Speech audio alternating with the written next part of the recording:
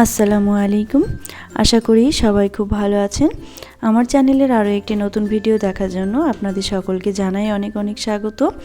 আজকের ভিডিওতে আপনাদের সঙ্গে শেয়ার করব মুচমুচে চিকেন পকোড়ার একটা রেসিপি। সন্ধেবেলায় গরম গরম চা বা কফির সাথে এরকম চিকেন পকোড়া থাকলে সন্ধেবেলাটা কিন্তু বেশ জমে যায়। আজকের এই চিকেন পকোড়ার রেসিপিটা খুব সহজভাবে দেখানোর চেষ্টা করেছি আপনাদের। দেখতেই পাচ্ছেন চিকেন পকোড়াটা ভেতর থেকে জুসি এবং বাইরেটা বেশ মুচমুচে হয়েছে। চলুন তাহলে দেখে নেওয়া যাক আমার আজকের রেসিপি মুচমুচে চিকেন পকোড়া।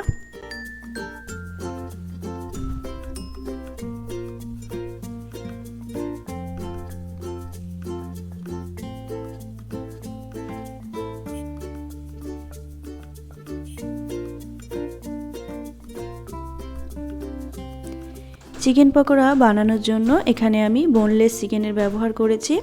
আপনারা চাইলে উইথ বোন মানে হাড় সহ চিকেনেরও কিন্তু ব্যবহার করতে পারেন।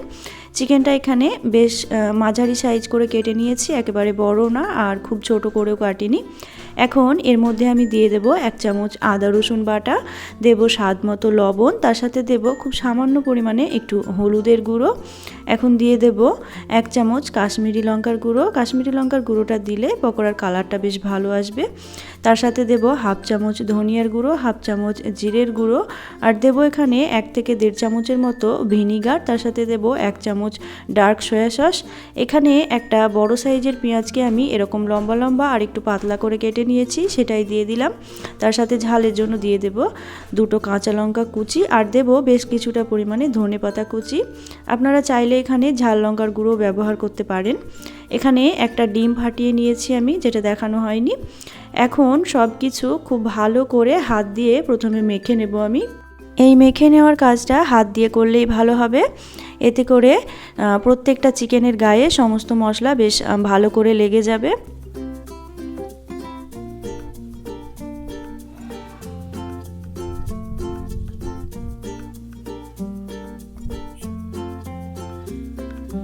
সব কিছু এখানে খুব ভালো করে মেখে নেওয়া হয়ে গেছে আমার। এখন এর মধ্যে আমি অ্যাড করে দেব 3 চামচের মতো বেসন, আর তার সাথে দেব 2 চামচের মতো কর্নফ্লাওয়ার। এই যে প্রথমে আগে মশলা সহ চিকেনটা মেখে নিলাম, এতে করে পরে যে বেসন আর কর্নফ্লাওয়ারটা দিচ্ছি খুব ভালো করে চিকেনের গায়ে কিন্তু কোটিংটা লাগবে। এর সাথে দিয়েছি সামান্য একটু চাট মশলা, 1/2 চামচ গোলমরিচের গুঁড়ো, আর অল্প করে একটু গরম মশলার গুঁড়ো। এখন সব কিছু আবারও খুব ভালো করে হাত দিয়ে মেখে নিতে হবে। এই চিকেন পকোড়াটা বানাতে কিন্তু খুব বেশি সময় লাগে না।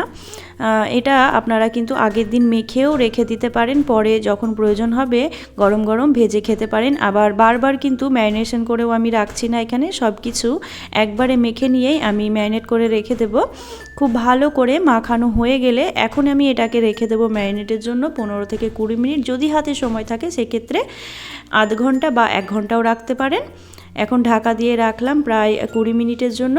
মোটামুটি 20 মিনিট পরে দেখে নিচ্ছি এখানে আমার চিকেনটা খুব ভালো করে ম্যারিনেট হয়ে গেছে। এখন এটাকে আমি ভেজে নেব। তার জন্য গ্যাসে একটি কড়াই বসিয়ে দিয়েছি এবং তাতে তেল গরম করতে দিয়েছি। খেয়াল রাখবেন তেলটা এখানে যেন খুব বেশি গরম না হয়, আবার একেবারে হালকাও না থাকে, একটু মিডিয়াম গরম করে নিতে হবে তেলটা এখানে। তেল গরম হয়ে গেলে এক এক করে চিকেনের এক একটা টুকরো এখানে আমি ছেড়ে দেবো এবার।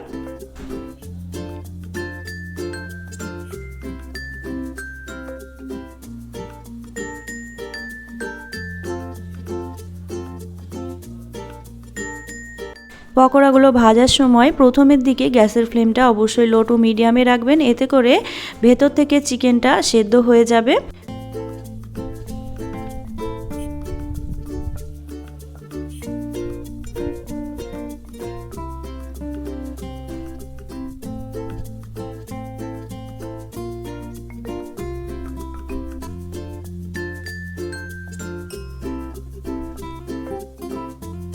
চিকেনগুলো যখন মোটামুটি 90% সেদ্ধ হয়ে যাবে তখন গ্যাসের ফ্লেমটা হাই করে দিয়ে 1 থেকে 1.5 মিনিটের মতো ভেজে নেব একটু। এতে করে চিকেনের বাইরের অংশটা মুচমুচে হবে, আর প্রথমের দিকে লো টু মিডিয়ামে ভাজার ফলে ভেতরের চিকেনটা খুব ভালো মতো সেদ্ধ হয়ে যাবে। হাই ফ্লেমে 1 মিনিটের মতো চিকেনটা ভেজে নেওয়ার পর এখানে দেখতেই পাচ্ছেন চিকেন পকোড়াগুলো আমার খুব সুন্দরভাবে একদম লাল লাল করে ভাজা হয়ে গেছে। এখন পকোড়াগুলো তুলে নেব আমি।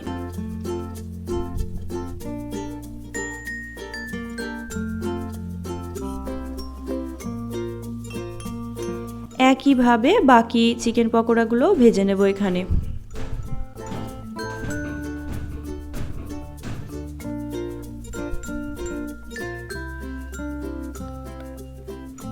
এখানে আমার দ্বিতীয় ব্যাচে চিকেন পকোড়াগুলোও বেশ লাল লাল করে ভাজা হয়ে গেছে, দেখতেই পাচ্ছেন।